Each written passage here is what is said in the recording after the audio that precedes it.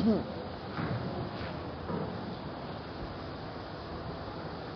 بالله السميع العليم من الشيطان الرجيم من همزه ونفخه ونفسه بسم الله الرحمن الرحيم رب اشرح لي صدري ويسر لي أمري واحلل عقدة من لساني يفقهوا قولي.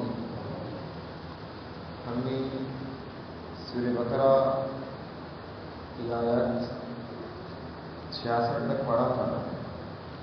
آج 67 سے ہم پڑھیں گے. موسیٰ علیہ السلام سے جب قوم نے یہ کہا کہ ان کے قاتلوں کا پتہ لگاؤ، اس کے قاتل کا کہ قاتل کون ہے، موسیٰ علیہ السلام نے ان سے کہا کہ گائے ذبح کرو. قوم نے کہا کہ کیا تم ان سے مذاق کرتے ہو؟ موسیٰ علیہ السلام نے کہا کہ میں اللہ کی پناہ مانگتا ہوں کہ میں جاہلوں میں سے ہوں. اب ہونا تو یہ چاہیے تھا کہ جب اللہ تعالیٰ نے یہ حکم دیا کہ گائے ذبح کرو تو وہ گائے ذبح کر دیتے، لیکن انہوں نے بہت سارے سوالات کیے. ان سوالات میں وہ خود پھنستے گئے، الجھتے گئے. جو شخص فرار کی راہ چاہتا ہے نا، وہ سوالات کرتا ہے، اور جو عمل کرنا چاہتے ہیں وہ سوال نہیں کرتا. مثلا میں آپ سے کہوں کہ مجھے پانی پلائیں، آپ اٹھیں گے اور مجھے پانی پلا دیں گے اگر آپ کا ارادہ پانی پلانے کا ہوگا. اور آپ کا ارادہ نہیں ہوگا نا، آپ کا دل نہیں چاہ رہا ہوگا، آپ پوچھیں گے ٹھنڈا پئیں گے یا گرم؟ میں نے کہا ٹھنڈا. آپ اسٹیل کے گلاس میں پئیں گے یا لوہے کانچ کے گلاس میں؟ میں نے کہا اسٹیل کے گلاس میں. پانی کچھ ملا کر لاؤں، شربت وغیرہ یا سادہ لے آؤں؟ تو آپ الجھاتے جائیں گے تو میں تنگ آ کر کہوں گا رہنے دو، نہیں پلاؤ پانی، مجھے پریشان نہ کرو. جتنے زیادہ سوالات انسان کرتا ہے اتنا الجھتا جاتا ہے. دین کے معاملے میں بھی جب اللہ کا حکم آ جائے، اللہ کے رسول صلی اللہ علیہ وسلم کا فرمان آ جائے تو ہمیں سوالات میں الجھنا نہیں چاہیے. جتنا آسانی سے ہم معاملے کو اپنائیں گے اتنا ہمارے لیے آسانی ہوگی. اب انہیں یہ حکم تھا گائے ذبح کرو، وہ کوئی سی بھی گائے ذبح کر دیتے ہیں، ان پر کوئی پابندی نہیں تھی. لیکن انہوں نے کہا قالوا ادعوا لنا، انہوں نے کہا دعا کیجئے ہمارے لیے، ربک، اپنے رب سے، یبین لنا، کہ وہ بیان کرے ہمارے لیے، ما ہی، کیسی ہے وہ گائے. قال، موسیٰ علیہ السلام نے کہا، انہ، بے شک وہ، یقول، فرماتا ہے، یعنی اللہ تعالیٰ فرماتا ہے، انہا بقرۃ، بے شک وہ ایک گائے ہے، لا فارض، نہ وہ بوڑھی ہے، ولا بکر، اور نہ بچی، عوان بین ذالک، اوسط عمر کے درمیان، ذالک، اس کے، فافعلوا، چنانچہ کرو، ما تؤمرون، وہ جو تم حکم دیے جاتے ہو. اب انہوں نے سوال کیا کہ گائے کیسی ہو. اللہ نے پہلی پابندی لگا دی، نہ بچی ہو نہ بوڑھی ہو، جوان ہو، درمیانی عمر کی ہو. پہلے کوئی پابندی نہیں تھی، کسی بھی گائے کو لیتے ذبح کر دیتے. اب اگلا سوال، قالوا ادعوا لنا، انہوں نے کہا تو دعا کر، لنا، ہمارے لیے، ربک، اپنے رب سے، یبین لنا، یہ کہ وہ بیان کرے ہمارے لیے، ما لونھا، کیسا ہے اس کا رنگ.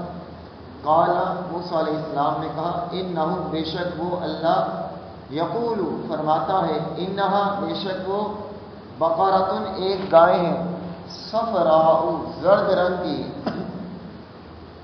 فاقع لونھا، خوب گہرا ہے اس کا رنگ، تسر الناظرین، خوش کرتی ہے دیکھنے والوں. اب پھر انہوں نے سوال کیا کہ گائے کیسی ہو؟ کہا کہ زرد کلر کی ہو، گولڈن کلر کی، اور گولڈن بھی ایسا تسر الناظرین، دیکھنے والوں کو خوش کرے. بعض زرد رنگ ایسے ہوتے ہیں نا کہ آنکھوں کو چبھتے ہیں، آدمی دیکھتا ہے تو اچھے نہیں لگتے. اب ایسا کلر جو دیکھنے والوں کو خوش کر دے، اور پھنس گئے. اب اس کلر کی گائے کہاں سے ملے گی؟ آج تک نہیں ڈھونڈی ہوگی، شاید کسی نے دیکھی بھی نہ ہو. لیکن اللہ کی یہ پابندی تھی، اللہ کا یہ حکم تھا.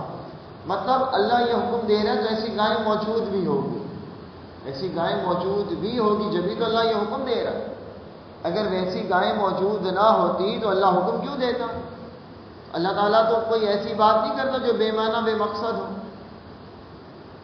قالوا ادع لنا، انہوں نے کہا تو دعا کر ہمارے لیے، ربک، اپنے رب سے، یبین لنا، یہ کہ وہ بیان کرے ہمارے لیے، ماہیا، کس قسم کی ہے وہ گائیں، ماہیا وہ گائیں، انا، بے شک، ان البقرہ، بے شک وہ گائیں، تشابہ علینا، مشتبہ ہو گئی ہے ہم پر.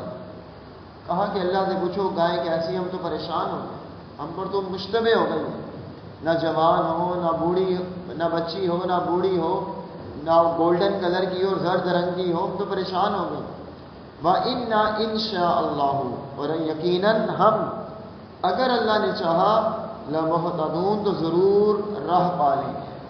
مفسرین کہتے ہیں کہ جب یہود نے، بنی اسرائیل نے یہ بات کہی تھی نا، وَإِنَّ إِن شَاءَ اللَّهُ لَمُهْتَدُونَ، اللہ نے چاہا تو ہم ضرور راہ پا لیں. کہا کہ انہوں نے انشاءاللہ کہہ دیا تھا، اس وجہ سے انہیں گائیں مل گئی، اگر وہ انشاءاللہ نہ کہتے تو شاید انہیں گائیں بھی نہ ملتی.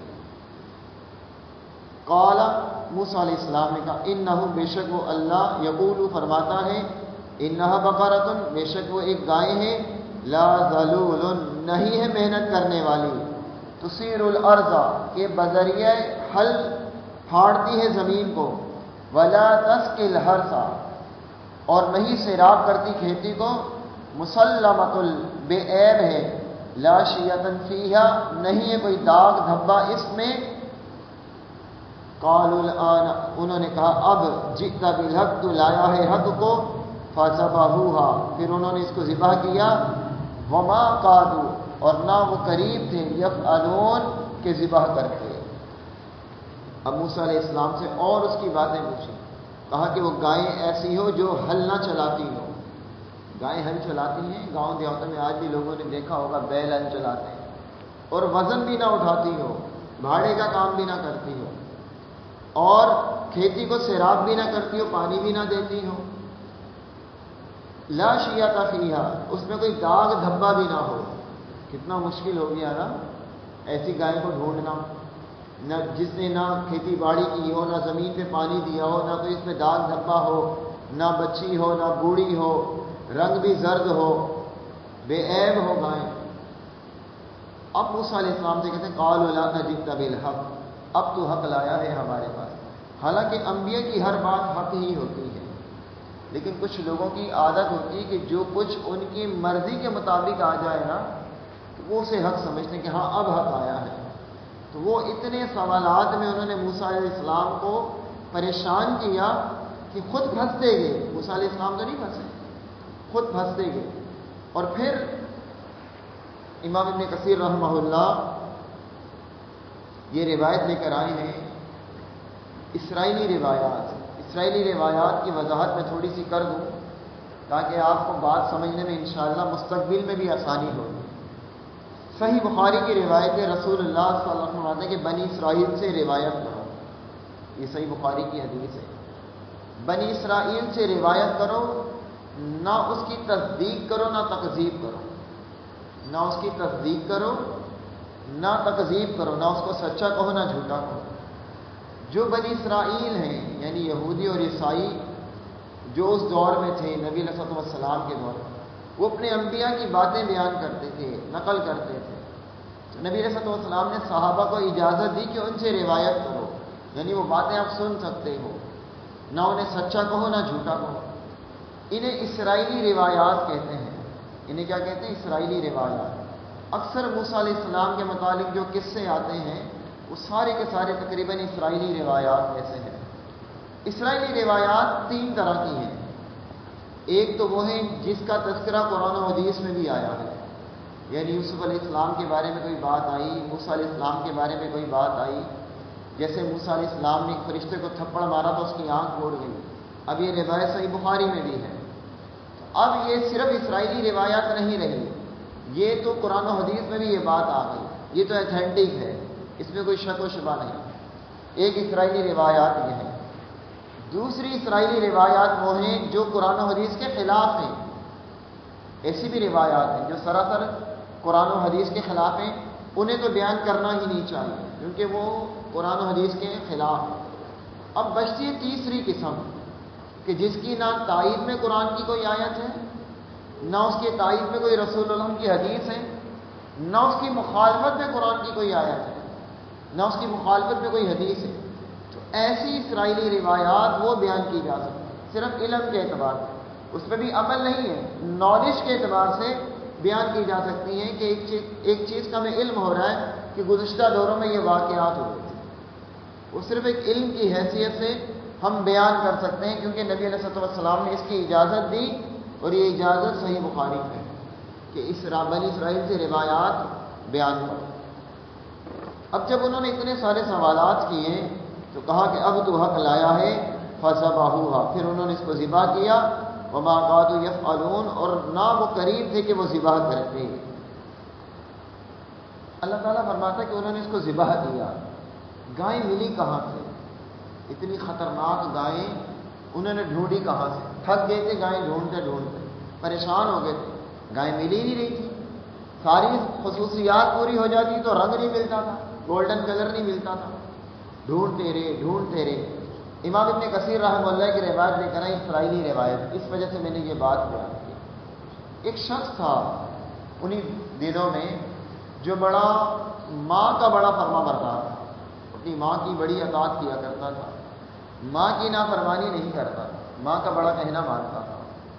اس کے پاس ایک گائے تھی جو گولڈن کلر کی تھی، زرد کلر کی تھی، نہ بچی تھی نہ بوڑھی تھی، نہ کھیتی باڑی کرتی تھی، نہ ہل چلاتی تھی، نہ زمینوں کو پانی دیتی تھی، نہ اس میں کوئی داغ دھبا تھا۔ اب یہ بنی اسرائیل اس تک پہنچ گئے، اس کے پاس گائیں دیکھی اور اس سے گائیں خریدنے کی ڈیمانڈ کی۔ اس نے کہا ٹھیک ہے میں بیچ دیتا ہوں۔ پتہ کتنے میں بیچی تھی؟ ترازو کے ایک پلڑے میں گائے کو رکھا گیا تھا اور دوسرے پلڑے پہ سونا رکھا گیا، اتنی مہنگی گائے خریدی تھی، اتنی مہنگی۔ یہ اسرائیلی روایات ہیں جو امام ابن کثیر رحمہ اللہ نے تفسیر ابن کثیر میں بیان کی، لیکن یہ روایت کتاب و سنت کے خلاف نہیں ہے، بلکہ اس میں جو چیز آ رہی ہے کہ ماں کی اطاعت پر اللہ تعالیٰ انسان کو دنیا میں بھی فراوانی دیتا ہے، ماں کی فرما برداری پر۔ وہ لڑکا ماں کا بڑا فرما بردار تھا، پوری ڈیٹیل ہے وہاں پر کہ وہ ایک دن گیا، پھر دوسرے دن گیا، پھر تیسرے دن گیا، گائیں بیچ رہا تھا تو گائیں بک نہیں رہی تھی تو لیکن ماں کی اطاعت کر رہا تھا۔ بہرحال اتنی مہنگی گائیں انہوں نے خریدی۔ اب جب گائیں ذبح کی فقلنا اضربوہ، پھر ہم نے کہا کہ تم اس مردے کو مارو۔ اب میت وہاں رکھی ہوئی ہے، میت وہاں رکھی ہوئی ہے۔ اچھا کچھ لوگ نا بڑے ہوشیار ہوتے ہیں، وہ قرآن و حدیث سے ایسے دلائل نکالتے ہیں جو لوگوں کو بہکانے کے لیے ہوتے ہیں، اپنا عقیدہ نہیں چھوڑتے، قرآن و حدیث پر عمل نہیں کرتے، زبردستی کسی بات کو جو ہے نا بنانے کی کوشش کرتے ہیں۔ جیسے کچھ عرصہ پہلے کچھ لوگوں نے لاشیں روڈ پر رکھ کر دھرنے دے دی، لاشوں کو دفنا نہیں رہے۔ اب کہا کہ انسانی لاشوں کی بے حرمتی کیوں کر رہے ہو، یہ لاشیں نے دفناؤ۔ تو کہا وہ بنی اسرائیل کا واقعہ نہیں تھا موسیٰ علیہ السلام کے دور میں، تو میت بھی تو رکھی رہی، دفنائی نہیں تھی جب تک اللہ تعالیٰ کا حکم نہیں آیا۔ یہاں تو اس میت کے متعلق اللہ کا حکم تھا، اس میت نے بولنا تھا، اس میت کو زندہ ہونا تھا، اس نے اپنے قاتلوں کا بتلانا تھا۔ باقی آپ ساری زندگی لاش رکھو، سوال ہی پیدا نہیں ہوتا کہ وہ زندہ ہو جائے اور اپنے قاتل کا بتلائے۔ ہمیں تو حدیث میں یہ حکم دیا گیا کہ مرنے کے بعد دفنانے میں جلدی کرو، ہمیں نبی علیہ السلام کا یہ حکم ہے۔ تو زبردستی اس آیت کو وہاں پر چسپا کرنا یہ بھی زیادتی ہے۔ اللہ نے فرمایا فَقُلْنَا اضْرِبُوهُ، پھر ہم نے کہا تم اس مردے کو مارو، بِبَعْضِهَا، ایک ٹکڑا اس گائے کا، کوئی خاص ٹکڑا تھا اس گائے کا، کہاں کا ٹکڑا تھا، سینے کا، ران کا، بازو کا، پیٹ کا، یہ نہیں بتلایا گیا۔ لوگوں نے خواہی تعویلیں کی ہیں اور بھٹکے ہی ہیں۔ جب اللہ نے ایک بات بتلائی ہی نہیں تو آپ کیا اندازہ لگائیں گے؟ کذالک یحیی اللہ الموتى، اسی طرح زندہ کرے گا اللہ مردوں کو، ویریکم، اور وہ دکھاتا ہے تمہیں، آیاتی، اپنی قدرت کی نشانیاں، لعلکم تعقلون، تاکہ تم سمجھو۔ جب گائے کا وہ ٹکڑا اس میت کو لگایا گیا، ووٹ کر بیٹھ گیا اور کہتا مجھے میرے بھتیجے نے قتل کیا، یہ کہا اور پھر مر گیا، صرف یہ کہا۔ اللہ چاہتا تو موسیٰ علیہ السلام کو ویسے بھی بتلا دیتا، اللہ ویسے بھی تو بتا سکتا تھا وہی بھیج کر، پیغمبر تھے اللہ کے رسول تھے موسیٰ علیہ السلام، لیکن یہ سارا سسٹم اللہ نے دکھلایا کیوں؟ کہ اللہ تعالیٰ کذالک یحیی اللہ الموتیٰ، اللہ اس طرح مردوں کو زندہ کرے گا، اللہ تعالیٰ نے تمہیں مردہ زندہ کر کے دکھلایا۔ یہ دوسرا واقعہ ہے سورہ بقرہ کا جہاں مردے زندہ ہوئے۔ پہلا واقعہ کوہ طور پہ موسیٰ علیہ السلام کے ساتھ 70 افراد مارے گئے تھے، چیخ کی وجہ سے ہم نے پڑھا تھا، اللہ نے انہیں زندہ کیا تھا۔ 5 مقامات پر آئے گا سورہ بقرہ میں کہ اللہ نے مردوں کو زندہ کیا دنیا میں اللہ نے مردوں کو زندہ کیا۔ یہ دوسرا موقع ہے، تیسرا بھی آئے گا، چوتھا بھی آئے گا، 5واں بھی آئے گا۔ جن مقامات پر آئے گا انشاءاللہ ہم بتائیں گے کہ یہاں پر بھی یہ بات آئی، اللہ تعالیٰ نے دنیا میں ہی دکھلایا مردے زندہ کر کر۔ جب اللہ دنیا میں دکھلا رہا ہے تو کذالک یحیی اللہ الموتیٰ ویریکم آیاتہ، اسی طرح اللہ تعالیٰ مردوں کو زندہ کرے گا، لعلکم تعقلون، تاکہ تم سمجھو، اور وہ دکھاتا ہے تمہیں اپنی قدرت کی نشانیاں تاکہ تم سمجھو، عقل سے کام لو۔ لیکن وہ ڈھیڑ سے اتنی ساری باتیں دیکھنے سننے کے باوجود ماننے کے لیے تیار نہ تھے۔ کیوں؟ ثم پھر قست سخت ہوگے، قلوبکم تمہارے دل، من بعد اس کے، ذالکا اس کے، فہیا چنانچہ وہ ہیں کل حجارتی مانند پتھروں کے، تمہارے دل پتھروں کی طرح ہو گئے، او اشد قسوہ یا ان سے بھی زیادہ سخت، تمہارے دل پتھر ہو گئے بلکہ پتھروں سے بھی زیادہ سخت ہو گئے۔ وَإِنَّ مِنَ الْحِجَارَةِ اور تحقیق کچھ پتھر ایسے ہیں، لَمَا يَتَفَجَّرُ البتہ وہ ہیں کہ پھوٹتی ہیں، مِنْهُ الْأَنْهَارُ ان سے نہریں، وَإِنَّ اور بلا شبہ منہا کچھ ان میں سے ہیں، لَمَا البتہ وہ ہیں جو یشقق پھٹ پڑتے ہیں، فَيَخْرُجُ تو نکلتا ہے، مِنْهُ الْمَاءُ ان سے پانی، وَإِنَّ اور تحقیق منہا کچھ ان میں سے ہیں، لما البتہ وہ ہیں جو یہبط گر پڑتے ہیں، من خشیت اللہ اللہ کے ڈر سے، وما اللہ اور نہیں ہے اللہ تعالیٰ بغافل غافل اما تعملون اس سے جو تم عمل کرتے ہو۔ اس آیت کو سمجھنا ہے، یقین جانیے اگر میں اور آپ اس آیت کو سمجھ جائیں گے نا تو انشاءاللہ اللہ نے چاہا تو ہمارا قرآن کے ساتھ تعلق جڑ جائے۔ یہ آیت سمجھنے کی ہے، تو بڑی توجہ کے ساتھ اس بات کو سمجھیں۔ فرمایا ثم قست قلوبکم پھر ان کے دل سخت ہو گئے، من بعد ذالک اس واقعے کے بعد، ان حالات کے بعد، ان نشانیوں کو دیکھنے کے بعد، فہی کالحجارۃ چنانچہ پتھروں کی طرح سخت ہو گئے، او اشد قسوہ یا ان سے بھی زیادہ سخت۔ دل سخت ہو جاتے ہیں، کیسے سخت ہوتے ہیں؟ پتھروں کی طرح، بلکہ پتھر سے بھی زیادہ سخت۔ جہنم کا ایندھن پتہ کون ہوگا؟ انسان اور پتھر۔ قوا انفسکم واہلیکم نارا، اللہ فرماتے ہیں اپنے آپ کو جہنم سے بچاؤ، وقودھا الناس والحیہ جس کا ایندھن ہوگا انسان اور پتھر اس کا ایندھن ہوگا، انسان اور پتھر جہنم کا ایندھن ہوگا۔ تو انسانی دل کی مثال، انسان کے دل کی مثال اللہ تعالیٰ نے پتھر سے دی ہے، انسان کے دل کی مثال پتھر سے دی ہے۔ اب سوچیں میں بھی اور آپ بھی ہمارے دل کیسے ہیں۔ پہلی مثال وَإِنَّ مِنَ الْحِجَارَةِ اور تحقیق کچھ پتھر ایسے ہیں، لَمَا يَتَفَجَّرُ البتہ وہ ہیں کہ پھوٹتی ہیں، مِنْهُ الْأَنْهَارُ ان سے نہریں۔ بعض پتھر ایسے کہ اس میں سے نہریں بہہ بیٹھتی ہیں، پتھروں میں سے نہریں نکلتی ہیں۔ دیکھا ہوگا نا آپ نے پہاڑی علاقوں میں نہریں، پتھروں میں سے پانی نکل رہا ہوتا ہے۔ بعض پتھر ایسے کہ ان میں سے نہریں نکلتی ہیں، بعض دل ایسے ہیں کہ ان کے دل میں ایسی کیفیت ہوتی ہے کہ ان کی آنکھوں سے آنسو نکل آتے ہیں، جیسے پتھروں سے پانی نکلتا ہے نا، تو انسانی دل بھی ایسے ہیں کہ اللہ کے ڈر اور خوف کی وجہ سے ان کی آنکھوں میں سے آنسو آ جاتے ہیں۔ یتفجر منہ الانہار اور ایسے ہی پانی آتا ہے جیسے نہر ہوتی ہے نا، کسی پتھر میں سے پانی نکلتا ہے، نہر نکلتی ہے، تو نہر کا فائدہ کس کو ہوتا ہے؟ آس پاس کی پوری بستی کو سب فائدہ اٹھاتے ہیں نا، گاؤں کے لوگ، زمیندار، مویشی، جانور، چوپائے، سب فائدہ اٹھاتے ہیں۔ سب سے بہترین دل یہ ہے کہ جس میں سے نہریں پھوٹتی ہیں، کہ اس کے کردار سے آس پاس کی ساری خلقت فائدہ اٹھاتی ہے۔ یہ کون لوگ ہیں؟ سب سے اولین اس امت میں صحابہ کرام تھے سخت۔ دیکھیں نا سیدنا عمر بن خطاب رضی اللہ عنہ کتنے سخت تھے، اپنی بہن کو مار رہے تھے۔ بہن کو کوئی نہیں مارتا، کوئی بہت سخت دل ہوتا تو بہن پر ہاتھ اٹھاتا ہے، بہن کو نہیں مارتا۔ دیکھیں کتنے سخت ہوں گے، کتنا دل سخت ہوگا۔ لیکن جب اللہ نے ایمان دیا، توحید دی، وَإِنَّ مِنَ الْحِجَارَةِ لَمَا يَتَفَجَّرُ مِنْهُ الْأَنْهَارُ، بعض پتھروں میں سے نہریں بہہ پڑتی ہیں۔ پھر جب سیدنا عمر رضی اللہ عنہ اسلام لائے، اس اسلام کی دولت، اس اسلام کی حاکمیت کہاں تک آئی؟ افغانستان تک آئی۔ حضرت عمر رضی اللہ تعالیٰ عنہ کی حاکمیت افغانستان تک آئی نا، 22 لاکھ مربع میل تک آئی۔ یہ تھا ان کا دل کہ ایسی نہریں بہیں کہ آس پاس کی کئی بستیاں سیراب ہو گئی اسلام سے۔ کچھ لوگ ایسے ہوتے ہیں کہ ان کے دل نہروں کی مانند ہوتے ہیں۔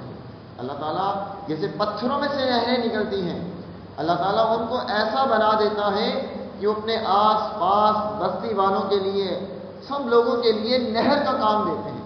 سب لوگ ان سے فائدہ اٹھاتے ہیں، لوگ ان سے فوائد حاصل کرتے ہیں، اور وہ کسی کے فائدے میں لالچ نہیں رکھتے ہیں۔ نہر کوئی لالچ نہیں رکھتی، نہریں کوئی لالچ نہیں رکھتی ہیں آپ سے، آپ نہر کو کیا دیتے ہیں، لیکن نہر سے فائدہ اٹھاتے ہیں۔ ایسے دل بنائیں اپنے کہ ہماری وجہ سے دوسروں کا فائدہ ہو، دوسرے ہم سے فوائد اٹھائیں۔ دوسرا دل، وَإِنَّ مِنْهَا، اور بلکہ کچھ ان میں سے لما، البتہ وہ ہیں، یشقق، پھٹ پڑتے ہیں، فیخرج، تو نکلتا ہے، منہ الماء، ان میں سے پانی۔ کچھ ایسے جو پھٹ جاتے ہیں، ان میں سے پانی نکلتا ہے۔ انسان پھٹتا کب ہے؟ جب کوئی حادثہ ہوتا ہے، کوئی حادثہ رونما ہو جاتا ہے تو انسان ایک دم اس کی آنکھوں میں آنسو آ جاتا ہے، اس کا دل نرم پڑ جاتا ہے، وہ خشیت الہی اس پر طاری ہو جاتی ہے۔ کوئی حادثے اس پتھر کو پھاڑ دیتے ہیں، کچھ حادثے انسان کے دل کو پھاڑ دیتے ہیں، اس کے اندر سے کفر وہ ختم ہو جاتا ہے۔ اب انسان باغی تھا، سرکش تھا، اللہ سے دور تھا، اچانک اللہ نے اس کی اولاد کو موت دے دی۔ ایک ایسا حادثہ رونما ہوا، یہ بیچارہ اللہ کی طرف آ گیا، یہ حادثہ اسے اللہ کی طرف لے آیا، اللہ سے دور تھا۔ لیکن جیسے پتھر پھٹ جاتا ہے تو انسان بھی پھٹ جاتا ہے۔ جب ایسے حادثے رونما ہوتے ہیں تو نتیجہ کیا ہوتا ہے؟ پھر ان میں سے پانی نکلتا ہے، فَيَخْرُجُ مِنْهُ الْمَاءُ۔ یہاں نہروں کا تذکرہ نہیں ہے، صرف پانی کا تذکرہ ہے، صرف پانی نکلتا ہے۔ ایسے لوگ بھی اللہ کی خشیت سے رونے لگ جاتے ہیں، اللہ کی طرف آ جاتے ہیں۔ کچھ حادثے اللہ سے دور کر دیتے ہیں اور کچھ حادثے اللہ کے قریب کر دیتے ہیں۔ کچھ پریشانیاں ایسی بھی آتی ہیں زندگی میں جو اللہ کے قریب لے آتی ہیں۔ ایک عورت ہے، اسے طلاق ہو گئی، وہ اللہ سے دور تھی، لیکن طلاق ملنے کے بعد اللہ کے قریب آ گئی۔ حادثہ تو بڑا تھا اس کے لیے، لیکن اس کے لیے یہ حادثہ سعادت کا سبب بن گیا کہ وہ اللہ سے دور تھی، اللہ کے قریب آ گئی۔ ایک شخص کا کاروبار بڑا اچھا تھا، لیکن اچانک کوئی ایسا نقصان ہوا کہ اس کا سارا کاروبار ختم ہو گیا۔ کاروبار ختم ہوا تو اللہ کے قریب آ گیا، نقصان تو ہوا لیکن اللہ کے قریب آ گیا۔ تو پتھروں کے اندر بھی اللہ نے یہ صلاحیت دی ہے۔ اب آپ سوچیں گے پتھروں میں کہاں صلاحیت؟ نبی علیہ السلام احد پہاڑ پہ کھڑے تھے نا، آپ نے فرمایا کہ احد ہم سے محبت کرتا ہے، ہم اس سے محبت کرتے ہیں، وہ بھی تو پتھر ہی تھا۔ اور پھر وہ فرد جذبات میں لرزنے لگا، اور پھر آپ نے اپنا قدم اس پر مارا اور کہا کہ ٹھہر جا، تجھ پر ایک پیغمبر ہے، ایک صدیق ہے اور 2 شہید ہیں، آپ کے ساتھ سیدنا عمر، سیدنا عثمان اور سیدنا ابوبکر صدیق رضی اللہ تعالی عنہم، یہ تینوں صحابہ آپ کے ساتھ۔ پھر آپ نے فرمایا کہ میں اس پتھر کو جانتا ہوں جو مجھے سلام کیا کرتا تھا، نبی علیہ السلام کو پتھر سلام کرتا تھا. پھر نبی علیہ السلام نے قرب قیامت مسلمانوں کی یہودیوں سے جنگ ہوگی. اگر یہودی کسی درخت یا پتھر کے پیچھے بھی ہوگا تو پتھر اور درخت پکاریں گے کہ ہمارے پیچھے یہودی ہے، ادھر آؤ. پتھر بولیں گے. پتھروں میں اللہ نے صلاحیت دی ہے. پتھروں میں اللہ نے یہ صلاحیت رکھی ہے، ہماری سمجھ میں نہیں آتی. کھجور کا تنا جو کاٹ کے رکھا گیا تھا، نبی علیہ السلام اس کو ٹیک لگا کر خطبہ دیتے تھے. جب ممبر بنا تو آپ نے تنے کو چھوڑ دیا تو تنا رونے لگ گیا. ایسا رو رہا تھا جیسے کوئی بچہ روتا ہے. نبی علیہ السلام ممبر سے اترے، اسے اپنے ساتھ لگایا، وہ تنا چپ ہو گیا. تو ان جمادات میں بھی اللہ تعالیٰ نے صلاحیت رکھی ہے، اور یہ ساری جمادات اللہ کی تسبیح بیان کرتی ہیں. لیکن ہم اس تسبیح کو سمجھتے نہیں. یہ دوسرا دل ہے، دل کی دوسری قسم ہے. ایک اور قسم ہے. 4 قسمیں بیان کی ہیں اس آیت میں اللہ تعالیٰ نے دلوں کی. تیسری قسم کیا ہے؟ وَإِنَّ مِنْهَا، اور کچھ ان میں سے ایسے ہیں، لما البتہ وہ ہیں، یہبطُ گر پڑتے ہیں، من خشیت اللہ، اللہ کے ڈر سے. کچھ ایسے ہوتے ہیں جو اللہ کے خوف سے گر جاتے ہیں. آپ نے دیکھا نا، لینڈ سلائڈنگ ہوتی ہے، پتھر گرتے ہیں. کوئی بھی وجہ ہو سکتی ہے، لیکن ایک سبب قرآن نے یہ بیان کیا کہ اللہ کے ڈر سے بھی گرتے ہیں، اللہ کے خوف سے بھی گرتے ہیں. یہ کون سا دل ہوتا ہے؟ یہ وہ دل ہوتا ہے جو بڑا سخت ہوتا ہے، دوسروں کے ساتھ کوئی مربت نہیں برتتا، کوئی مربت نہیں بدلتا، اپنے کام سے کام رکھتا ہے. لیکن جب اسے اللہ کی بات بتائی جاتی ہے، اللہ کی آیتیں سنائی جاتی ہیں، فوراً جھک جاتا ہے، اکڑتا نہیں ہے. لما یہبط من خشیت اللہ، اللہ کے ڈر سے گر پڑتا ہے. ویسے اکڑ ہوتی ہے اس میں، لیکن اللہ کا ڈر اور خوف اس پتھر کو گرا دیتا ہے. اللہ کا ڈر اور خوف جب اسے بتایا جاتا ہے، مثلا ایک شخص ہے، اللہ نے اسے مال و دولت دی ہے، اب وہ اپنے ٹھاڑ باڑ میں رہتا ہے، کسی کو اپنی خیر خواہ میں ہی نہیں لاتا، خیر خاطر میں ہی نہیں لاتا، بس اللہ کی عبادت کرتا ہے. لیکن اگر اس سے کوئی غلطی ہو رہی ہوتی ہے، آپ اسے بتاتے ہیں کہ یہ کام قرآن کی آیت کے خلاف ہے، وہ اکڑتا نہیں ہے. لما یہبط من خشیت اللہ، اللہ کے ڈر کی بات آتی ہے، اللہ کی بات آتی ہے تو فوراً گر پڑتا ہے. اکڑ قائم نہیں رکھ پاتا اپنی، تکبر اس کا قائم نہیں رہتا. یہ 3 دل ہیں. چوتھا دل سب سے پہلے ہم نے پڑھا تھا، ثم قست قلوبکم، پھر ان کے دل سخت ہو گئے. کتنے سخت؟ من بعد ذالک فہی کالحجارۃ، پتھروں کی طرح سخت ہو گئے. او اشد قسوہ، پتھروں سے بھی زیادہ سخت. جو اللہ کی نشانیوں کو نہیں مانتے نا، اللہ کی باتوں کو نہیں مانتے، ان کے دل سخت ہو جاتے. کتنے سخت ہوتے ہیں؟ اللہ فرماتا ہے پتھروں کی طرح. پھر اللہ نے پتھروں کی مثال بیان کی کہ پتھروں سے بھی پانی نکل آتا ہے، پتھروں سے نہریں نکل آتی ہیں.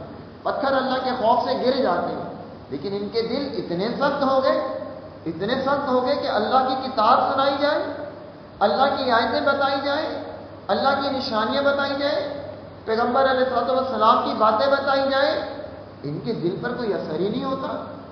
اتنے سخت ہو گئے، اتنے سخت کہ او اشد قسوہ، پتھروں سے بھی زیادہ سخت ہو گئے، کوئی اثر نہیں ہوتا. اب ایمانداری سے بتائیں کہ ہمارے دلوں کی حالت کیا ہے، ہمارے دلوں کی کیفیت کیا ہے؟ کہ ہمارے دل پتھروں کی طرح سخت ہیں؟ پتھروں کی طرح بھی نہیں. او اشد قسوہ، پتھروں سے بھی زیادہ سخت. پتھر تو پھر گر پڑتا ہے، پتھر تو پھر پھٹ جاتا ہے، پتھر سے تو پھر نہریں بہہ بہتی ہیں. لیکن ہمارے دلوں پہ ہمیں قرآن سن کر کبھی رونا آتا ہے؟ کبھی ہماری آنکھوں سے آنسو آتے ہیں؟ نہیں آتے. کبھی قرآن سن کر ہم سجدے میں گرتے ہیں، ہم لمبے لمبے طویل سجدے کرتے ہیں؟ نہیں کرتے، کیونکہ ہمارے دل سخت ہیں. اب سوال یہ کہ دل سخت کیوں ہوتے ہیں اور اس کا علاج کیا ہے؟ بات اتنی سی تو نہیں ہے نا کہ ہم نے صرف اتنا ہی پڑھنا ہے کہ دل سخت ہو گئے، اب ہم آگے چل پڑتے ہیں. بات تو یہ کہ جو مرض ہمارے اندر ہے اس کا علاج کرنا ہے. اللہ نہ کرے کسی کو نزلہ ہو، کسی کو سر میں درد ہو، وہ کہتا ٹھیک ہے آپ ایلکول لے لو، آپ پیناڈول لے لو، ٹھیک ہے. لیکن اگر اللہ نہ کرے کسی کے دل میں بیماری ہو، کسی کے دل میں تکلیف ہو جائے، گھر میں علاج کرتا ہے، پھر وہ بہترین طبیب، حکیم اور ڈاکٹر کو ڈھونڈتا ہے، پھر وہ گھر میں علاج نہیں کرتا، کسی چھوٹے ڈاکٹر کے پاس نہیں جاتا، پھر وہ بہترین ڈاکٹر کے پاس جاتا ہے، پیسہ خرچ کرتا ہے، کبھی اسٹینڈ ڈالتا ہے، کبھی بائی پاس کرواتا ہے، کبھی بیٹری لگواتا ہے۔ تو ہمارے بھی دلوں میں بیماری ہے، یہ بیماری جسمانی نہیں روحانی ہے۔ اور کیوں آتی ہے بیماری؟ اس کا علاج کیا ہے؟ اس کا علاج اللہ کی کتاب سے کریں گے۔ بیماری کیوں آتی ہے؟ کَلَّا بَلْ رَانَ عَلَىٰ قُلُوبِهِمْ مَا كَانُوا يَكْسِبُونَ۔ اللہ فرماتا ہے کہ گناہوں کی وجہ سے ان کے دل زنگ آلود ہو گئے، گناہوں کی وجہ سے دل سخت ہو جاتے ہیں، گناہوں کی وجہ سے دل کالے پڑ جاتے ہیں، گناہوں کی وجہ سے دل سیاہ ہو جاتے ہیں، پھر کام کے نہیں رہتے۔ جامع ترمذی کی روایت ہے، نبی علیہ الصلوۃ والسلام فرماتے ہیں کہ جب بندہ گناہ کرتا ہے اس کے دل میں ایک نقطہ کالا لگ جاتا ہے، توبہ کرتا ہے تو وہ نقطہ صاف ہو جاتا ہے، پھر گناہ کرتا ہے، پھر ایک اور نقطہ لگ جاتا ہے، پھر توبہ کرتا ہے، پھر وہ صاف ہو جاتا ہے۔ گناہ میں گناہ کرتا رہتا ہے تو دل کالا ہو جاتا ہے۔ جب دل کالا ہو جاتا ہے تو دل سخت ہو جاتا ہے، دل بیکار ہو جاتا ہے، پھر وہ پتھروں سے بھی زیادہ سخت ہوتا ہے۔ ثم قست قلوبکم، یہ پتھر سے بھی زیادہ سخت ہوتا ہے۔ ویسے سخت نہیں ہوتا، جسمانی سخت نرم ہی رہتا ہے، اگر آپ اسے دبائیں گے وہ نرم ہے، لیکن جو اس میں سوچنے اور سمجھنے کی صلاحیت تھی نا، وہ پتھروں سے بھی زیادہ سخت ہو جاتی ہے۔ پتھر پھر پھٹ جاتے ہیں لیکن دل پہ کوئی اثر نہیں ہوتا۔ تو پہلا سبب گناہ ہے جن کی وجہ سے دل سخت ہوتے ہیں۔ اس کا علاج کیا ہے؟ اس کا علاج قرآن مجید کی تلاوت ہے۔ جتنا آپ قرآن کو زیادہ پڑھیں گے سمجھ کر، قرآن مجید کو سمجھیں گے، اتنا یہ زنگ اترتا جائے گا، یہ سیاہی اترتی جائے گی، یہ سیاہی صاف ہوگی۔ دلوں پہ زنگ لگتا ہے، دلوں پہ سیاہی لگتی ہے، یہ سیاہی قرآن مجید کی تلاوت سے ختم ہوتی ہے۔ اور پتہ ہے شیطان ہمیں کرنے نہیں دیتا۔ ہم صبح ہوتی ہیں، ہم کہتے ہیں اچھا بھی قرآن پڑھتے ہیں، پھر بولتے ہیں اچھا مشغول ہو گئے کام ہے، رات میں پڑھ لیں، رات ہو جاتی ہے، پھر رات میں تھک جاتے ہیں، پڑھنے کو دل ہی نہیں کرتا، کب صبح پڑھ لیں۔ وہ ہماری سختی اور سیاہی بڑھتی ہی جاتی ہے۔ دوسرا، موت کو یاد کرنے سے، موت کو یاد کرنے سے بھی دلوں کی سیاہی ختم ہوتی ہے، دلوں کا غم ختم ہوتا ہے۔ آج ہم نے یہ دونوں چیزیں چھوڑ دی، موت کو بھی ہم نے مذاق کے رنگ میں روپ میں لے لیا اور قرآن مجید کی تلاوت کو بھی ہم نے چھوڑ دیا۔ اس سختی اور سیاہی کو دور کرنا ہے، اور ماحول کا بڑا اثر ہوتا ہے، ماحول کے بڑے اثرات ہوتے ہیں۔ نبی علیہ الصلوۃ والسلام نے بہت ساری حدیثوں میں یہ بات بیان کی، بہت ساری حدیثوں سے یہ بات ثابت ہوتی ہے۔ وہ 100 افراد کا قاتل، اسے بھی ماحول بدلنے کا کہا گیا۔ پھر اچھے دوستوں کی گیدرنگ خوشبو والے سے تعبیر کی گئی۔ اچھی محفل اور اچھی گیدرنگ، اچھا ماحول، یہ آپ کے دلوں کی سختی کو دور کرتا ہے۔ ابھی آپ اس مجلس میں بیٹھے ہوں گے نا، اب جب یہاں سے ہم اٹھ کر جائیں گے تو آپ کو خود اندازہ ہو رہا ہوگا، آپ کہیں گے کہ ایمان کی کیفیت بڑھ رہی تھی۔ ایمان کی وہ کیفیت جو یہاں مجلس میں ہے، اللہ کی کتاب پڑھتے ہوئے گھر جا کے وہ کیفیت نہیں ہوتی۔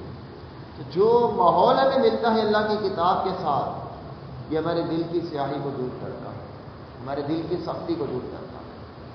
بس یہ نقطہ ہم نے سمجھنا ہے کہ ہمارے دل کہیں پتھر کی طرح سخت تو نہیں ہو، یا او اشد قسوہ، پتھروں سے بھی زیادہ ہے۔ پتھر تو پھر کسی موقع پر پھٹ جاتا ہے اور اس میں سے نہریں بہہ بہتی ہیں۔ ہمیں اپنی سختی کو دور کرنا ہے۔ اللہ تعالیٰ مجھے بھی اور آپ کو بھی توفیق عطا فرمائے۔ فرمائے وَمَا اللَّهُ بِغَافِلٍ عَمَّا تَعْمَلُونَ۔ اگر تم اس سختی کو دور نہیں کرو گے، اس بات کو یاد رکھنا کہ اللہ غافل نہیں ہے، تمہارے ایک ایک عمل کو نوٹ کر رہا ہے، تمہاری ایک ایک حرکت کو اللہ نوٹ کر رہا ہے۔ اللہ کے پاس تمہیں واپس جانا ہے، وہ تمہیں بتائے گا تم کیا کر رہا ہے۔ یہ بھی نہیں کہ کوئی شخص یہ سمجھے کہ ٹھیک ہے ہم سخت ہیں تو سخت ہی صحیح، نہیں، اللہ نوٹ کر رہا ہے، اللہ غافل نہیں ہے، اللہ تمہارے عمل کو دیکھ رہا ہے، پھر اللہ تمہیں بتائے گا تم کیا کرتے تھے۔ اللہ کے پاس ہم کس حالت میں جائیں، یہ فیصلہ ہمیں خود کرنا ہے۔ اللہ کی اطاعت کرتے ہوئے جانا ہے یا اللہ کی نافرمانی کرتے ہوئے جانا ہے، ہم خود سوچیں ہم نے کیا کرنا ہے۔ اللہ تعالی ہم سب کو اپنی اصلاح کی توفیق دے۔ بات یا سوال آپ کے ذہن میں ہے تو آپ پوچھیں۔ خواتین بھی اگر کوئی سوال ان کے ذہن میں آئے درس کے حوالے سے یا ویسے بھی تو وہ تحریر طور پر نیچے بھجوا کر سوال پوچھ سکتے ہیں۔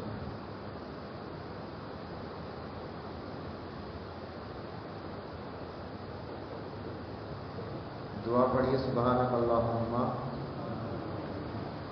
وبحمدک اشہد ان لا الہ الا انت استغفرک واتوب الیک۔